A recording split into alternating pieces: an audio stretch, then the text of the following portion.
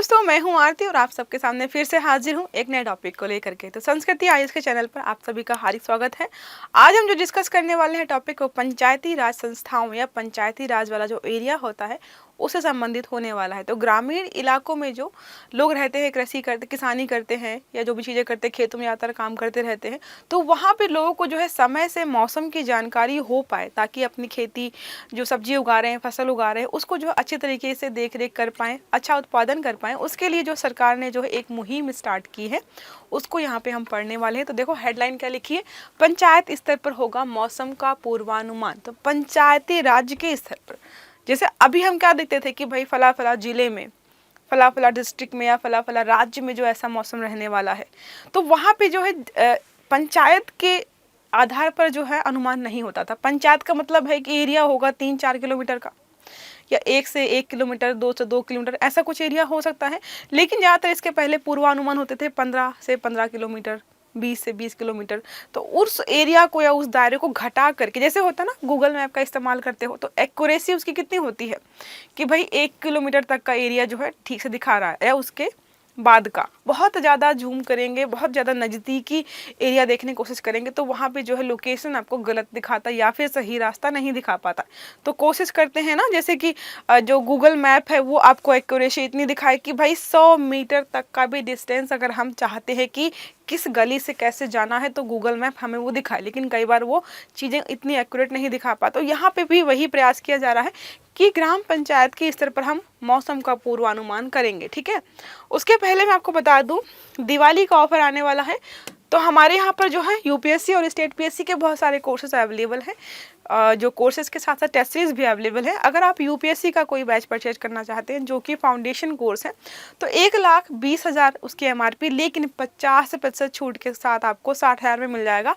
उसके अलावा अगर आप यूपी पीसीएस की तैयारी कर रहे हो तो आपको 70% की छूट मिलेगी, जिसके माध्यम से आप जो है यूपी पीसीएस का प्री प्लस मेंस का फाउंडेशन बैच जो है लगभग मतलब मात्र 30,000 रुपये में खरीद सकते हैं। उसके अलावा भी हमारे पास और भी स्टेट पीसीएस के कोर्सेज उपलब्ध हैं, UP PCS, Rajasthan PCS, Bihar PCS, MP PCS, UP lower RO ARO का एग्जाम होने वाला। उसके अलावा जो है एनसीईआरटी कोर्स और जो है टेस्ट सीरीज भी उपलब्ध हैं। तो यहाँ पे नंबर दिया हुआ है, इस नंबर पर कॉल करके या फिर हमारे एप्लीकेशन या वेबसाइट के माध्यम से जो है आप बैच की सारी जानकारी यहाँ पर ले सकते हो। ठीक है, और आपको ये बता दूं कि वैधता जो है ऑफर की 26 अक्टूबर से मात्र 2 नवंबर तक है, तो इसके पहले ऑफर जाए, फ़ायदा उठा लीजिएगा। ठीक है, अब आते हैं हमारे टॉपिक पर फिर से वापस।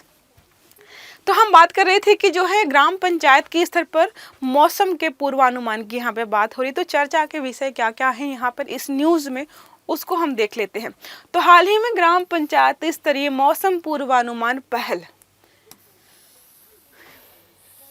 इस पहल का नाम है, ठीक है, ग्राम पंचायत स्तरीय मौसम पूर्वानुमान पहल का शुभारंभ पंचायती राज मंत्रालय पहला है, भारत मौसम विज्ञान विभाग दूसरा है, तीसरा यहाँ पे पृथ्वी विज्ञान मंत्रालय। ये 3 संस्थाएं जो है, मंत्रालय जो है, मिलकर के इस योजना को, इस पहल को लागू कर रही हैं। तो हमारे लिए बहुत ज़रूरी हो जाता है। अभी कुछ दिन पहले आपको मैंने पढ़ाया था मिशन मौसम के बारे में, उसमें भी यही था, मौसम को कैसे कंट्रोल करें, और भी मौसम से संबंधित चीज़ें थी। तो यहाँ पे भी वैसे ही कुछ आपको चीज़ें देखने को मिलेंगी। फिर लिखा है हर घंटे होने वाले 5 दिवसीय मौसम पूर्वानुमान अब ग्राम पंचायतों के स्तर पर आपको उपलब्ध हो जाएंगे। कृषि आजीविका की सुरक्षा करने और प्राकृतिक आपदाओं के खिलाफ ग्रामीण तैयारी बढ़ाने में मदद होगी। अब होता क्या है कि बहुत बड़ी मात्रा में जैसे बारिश हो रही है, तूफान आ रहा है, जो है साइक्लोन आ रहा है, और भी बड़ी बड़ी जो आपदाएं होती हैं बड़े स्तर पर, हम उनकी जानकारी तो दे देते हैं, लेकिन किसी छोटे से एरिया में अगर ये हो कि भाई फसल लगी है गेहूं की, चावल की, और वहाँ पे जो है ज़्यादा वर्षा होने वाली है, ओले गिरने वाले हैं, यहाँ पर तेज हवा चलने वाली, इसकी जानकारी जो है हम नहीं दे पाते हैं। ठीक है, तो इसी पर काम कर रहे हैं। अगर बात करें इस योजना का उद्देश्य क्या है, मंत्रालय, जो 3 मंत्रालय काम कर रहे हैं, उन्होंने जो है क्या कोट किया है कि उद्देश्य क्या लेकर चल रहे हैं। तो उद्देश्य है यहाँ पर ग्रामीण समुदायों को सशक्त बनाना। अब पंचायती जो इलाके होते हैं उसमें ग्रामीण लोग ही रहते हैं, मतलब गांव के लोग ही रहते हैं। ऐसा तो है नहीं कि आपको जो एमएनसी में काम करने वाला कोई व्यक्ति जो है पंचायतों में मिल जाए रहने को, नहीं ना, इसलिए है। ठीक है, ग्रामीण समुदायों को सशक्त बनाना है, जमीनी स्तर पर आपदा की तैयारियों को बढ़ाना है। मतलब जमीनी से मतलब कि बिल्कुल जो है बेसिक से शुरू करना है कि जमीनी स्तर पर जो लोग रहते हैं गांव में, कस्बों में, उनको पता हो कि उनके एरिया में बारिश ज़्यादा होगी कि धूप ज़्यादा लगेगी, या फिर जो है बादल फटने की समस्या होगी, क्या समस्या हो सकती है, उसको जो है उसकी जानकारी उनको रहे। ग्रामीण आबादी जलवायु के प्रति अधिक लचीली बनेगी, पर्यावरणीय चुनौतियों से निपटने के लिए बेहतर ढंग से सुसज्जित होगी। ई ग्राम समाज, ग्राम मानचित्र पोर्टलों और मेरी पंचायत ऐप। देखो अभी क्या है, इस समय पे इन लोगों का मानना है कि अभी प्रेजेंट समय में क्या हो रहा है कि मौसम जो है बहुत ज़्यादा अनस्टेबल है, कभी भी कैसा भी मौसम हो जाता है, जिसकी वजह से खेती बाड़ी करने वाले लोग बहुत परेशान रहते हैं। वो बोलते भी कि पहले ऐसा नहीं होता था, पहले इतनी धूप नहीं निकलती थी, पहले इतनी गर्मी नहीं निकलती थी, सॉरी गर्मी नहीं होती थी, पहले इतनी सर्दी नहीं पड़ती थी। अब जो है उल्टी सीधी हरकतें हो, मतलब उल्टे सीधे मौसम हो रहा है। ग्लोबल वार्मिंग का ही एक कारण है ये। तो अब क्या है, सरकार को ज़्यादा सुविधाएं देने की ज़रूरत है ग्रामीण लोगों को, तो उसी का ही एक पहले। इसके साथ अगर हम बात करें तो यहाँ पे देखो ई ग्राम स्वराज और ग्राम मानचित्र पोर्टल, फिर है मेरी पंचायत ऐप। इन तीन जो एप्लीकेशन है, इनके माध्यम से या इनको इंटीग्रेट करके जो है सुविधा देने का प्रयास किया जा रहा है। देखो नाम क्या है, ई ग्राम स्वराज, मतलब जो है ग्रामीण इलाके होते हैं, पंचायतें होती हैं, उनका मानचित्रण करना, कौन सी चीज़ कहाँ पे है, उसका सारा यहाँ पे प्रयास किया जाता है। इसमें भी वही चीज़ें हैं, और कहीं कहीं पे जो है शिकायत वगैरह दर्ज करने की सुविधा दी गई है। तो अगर आपसे पूछे कि ई ग्राम स्वराज एप्लीकेशन क्या है, तो पंचायती राज मंत्रालय सरकार, भारत सरकार ने यूजर की सुगमता को बेहतर करने के लिए एक वेब आधारित पोर्टल ई ग्राम स्वराज शुरू किया था। ई ग्राम स्वराज का लक्ष्य जो है विकेंद्रीकृत प्लानिंग, ग्राम पंचायतें बनाई ही गई थी सरकार या जो है शासन का विकेंद्रीकरण करने के लिए, ठीक है। तो ये सारे काम यहाँ पे हो रहे हैं। प्रगति रिपोर्टिंग और कार्य आधारित अकाउंटिंग्स का मतलब जो है प्रगति कितनी हो रही है, काम कितना हो रहा है, इन सब की यहाँ पे एक तरीके से निरीक्षण किया जा सके, इसके लिए जो ई ग्राम स्वराज जो है पोर्टल बनाया गया था।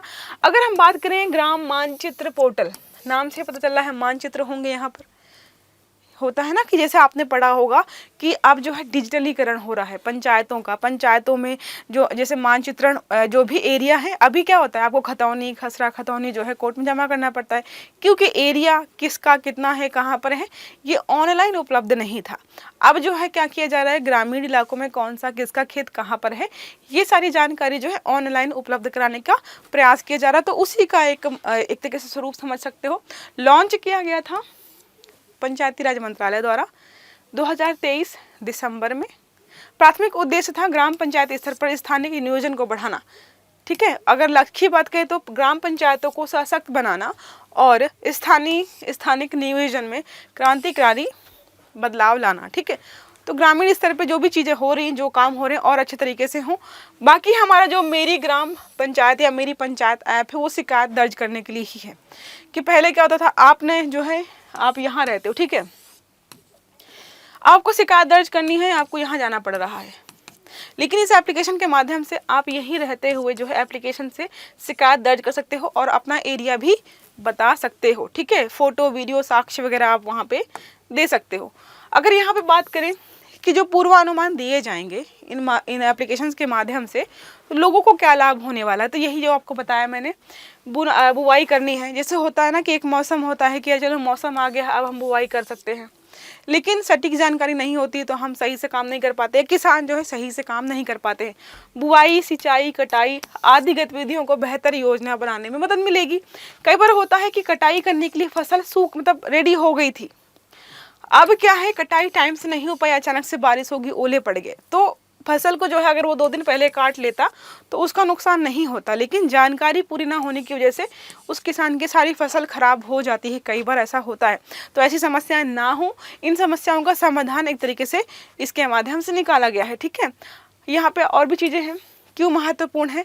अब आपसे अगर कोई पूछे कि हमारे पास जो है मौसम विज्ञान है, सॉरी IMD है हमारा, और अभी भी जानकारी तो मिलती है ना कि हाँ मौसम कैसा होने वाला, ठंड पड़ेगी, ओले पड़ेंगे, बारिश होगी, अभी तक सब कुछ है, तो ये हम क्यों कर रहे हैं, स्थानीयकृत पूर्वानुमान, ये ऐसी चीज़ें हम क्यों लेके आ रहे हैं। तो यहाँ पे ये बताया गया है कि बड़े लेवल पर अगर हमें कोई भी पूर्वानुमान जारी करना है तो हमारे पास सुविधाएं हैं, जैसे देखो यहाँ पे बात करें तो भारतीय मानसून के बारे में जारी करना है कोई भी जानकारी हमें तो पता है। बंगाल की खाड़ी में कब कौन सा तूफान आएगा, क्या होगा, सब पता है। चक्रवात आएगा। कई राज्यों को कवर करने वाले हमारे पास जो है बड़े बड़े चीज़ें, मतलब जैसे कई राज्यों में लहर, गर्मी की लहर आएगी, शीत लहर आएगी, सब कुछ है। लेकिन जब आप बात आती है छोटे लेवल पे जानकारी उपलब्ध कराने की, वो नहीं है। जैसे कि यहाँ पे देखो लिखा है बादल फटना, इन सब की भविष्यवाणी जो है हमारे पास करने का एक तरीके से सुविधा नहीं है। इन सब चीज़ों से नुकसान तो होता है। जैसे आपने बहुत बड़ी बड़ी घटनाएं सुनी होंगी कि माउंटेन एरिया में, पहाड़ी क्षेत्रों में जो है बादल फटने से इतने लोगों की मौत, ये गांव बह गए या फिर ये एरिया ब्लॉक हो गया। क्यों हो जाता है? क्योंकि हम जो है जानकारी उनको सही समय पर उपलब्ध नहीं करा पाते। तो ऐसी समस्याएं ना हो, इसके लिए ही प्रयास यहाँ पर किया जा रहा है। ठीक है, तो ये हमारा हो गया यहाँ तक। आई होप आपको समझ में आ गया होगा। बाकी आपने ग्राम पंचायतों के बारे में पढ़ा ही होगा। 72वां 73वां संविधान संशोधन किया गया था 1992-1993 में। उसके बाद उसको हमारे संविधान में जोड़ा गया। विकेंद्रीकरण करना था कि भाई सरकार जो भी योजना लागू करती है उनको छोटे क्षेत्र तक लागू किया जा सके, या शासन की जो शक्तियाँ हैं या शासक जो भी शासन हमारे यहाँ चलाया जा रहा है वो ग्रामीण स्तर तक पहुँचे। जैसे महात्मा गांधी जी की ही सोच थी कि जो है शासन को जो है ग्रामीण स्तर तक ले जाना चाहिए। तो ये सारा हमने ऑलरेडी पॉलिटी में पढ़ रखा है, हम उस पर ज़्यादा नहीं जाएंगे क्योंकि वो हमारे करंट से भटकाने वाला चीज़ हो जाएगा, बहुत ज़्यादा हो जाएगा। ठीक है, चलिए ठीक है, अब हम मिलेंगे हमारी अगली क्लास में। तब तक हमसे जुड़े रहिएगा। वीडियो अच्छा लगा है तो लाइक करिएगा, चैनल को सब्सक्राइब करिएगा और आने वाले सारे वीडियोज़ आपको टाइम से मिले इसके लिए बेल आइकन जरूर दबाइएगा। Have a good day, thank you.